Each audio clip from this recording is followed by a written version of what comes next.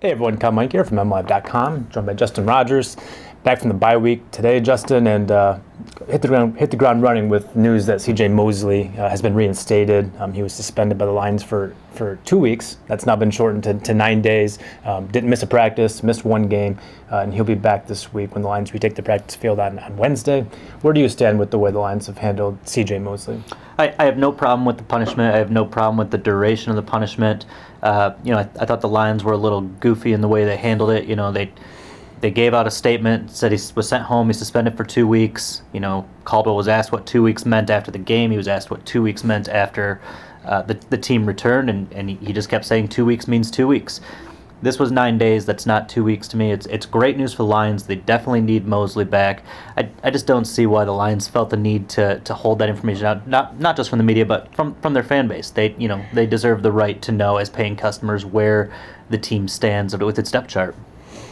Yeah, we're on the same page. I have nothing to add. I mean, Mosley allegedly was caught with weed in his hotel room in London. That's a no-no because it's illegal in London. It's against NFL drug policy, and the Lions suspended him effectively for a game. And then, of course, they had the bye week last week, and that I think is an appropriate punishment. It's just weird the way they've handled it outside of that, the way they've announced it and the way they handled it publicly, and almost trying to appear tough with a 2-game suspension for a team in violation of team rules, but then coming back off that this week, it just didn't make a lot of sense to me the way they executed the move. But the move I have no problem with, and it's good the Lions have him back because, of course, Nick Fairley is still out with his sprained knee. That'll be the case for the foreseeable future. And Mosley, he's a reserve, but he's played pretty well, and the Lions need him. And he's a big upgrade over Karan Reed, the rookie from Princeton, who's the only other option at this point at defensive tackle. Yeah, Mosley's going to start this game likely. Now he's going to have a full week of practice under belt. If it had been 2 weeks, he wouldn't have been eligible to return until Saturday. Probably would have cost the Miami Dolphins game and put the Lions in a pretty bad situation at that spot with Fairley still nursing the knee injury.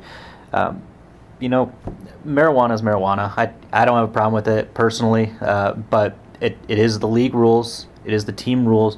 You're on a business trip outside of the country. It's just a whole elevated level of risk. You can't do that. You can't be stupid like that. And the 1-game suspension, he paid the price for it in 2 paychecks. I've talked to a lot of players about marijuana, mostly off the record, a little bit on the record with various guys. But first of all, I think marijuana is extremely prevalent in the league, extremely prevalent. And secondly, for many players that I've spoken with, they use it as it's medication. It's you can take painkillers to alleviate all your aches and pains and inflammation, or you can take marijuana. You can smoke marijuana, and for many players, they're scared or reluctant to take painkillers because of the nasty side effects, including addiction and reliance upon painkillers. And I've heard some horror stories about guys not being able to sleep because of the painkillers and being up all night and weird things going on with their bodies. Marijuana has less adverse side effects in that way, and some guys seem to prefer it. Having said all that, it's still against federal law. It's against the NFL drug policy as it stands, and it's against London policy. And if you are in a foreign country, it's incumbent upon you to follow that country's laws. When hotel security is knocking on your door and you're smoking weed or you have weed, whatever the case may be, that's an issue. I don't think people realize how lax the NFL actually is. I mean, if you get busted with marijuana, like you get your punishment, but they test once a year. And these guys, March or April, right? It's during training. It's right before training camp. I think these guys know when it's coming. Yeah. They're told, they're given a chance to get clean. Once they've had that test, unless they've tested positive in the past or in the drug program, they don't get tested again for the year. So as you mentioned, it's prevalent in the league. A lot of guys do it. There's no repercussion to doing it during the season outside of getting busted.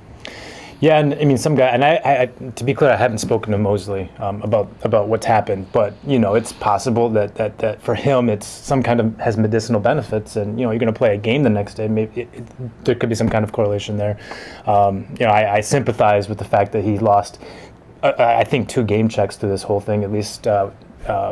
Notwithstanding with his grievance, but at the same time, he has to follow league rules, and that's the way they are right now, and he's busted for it. Maybe he was just listening to Pink Floyd's "The Wall" while he was in.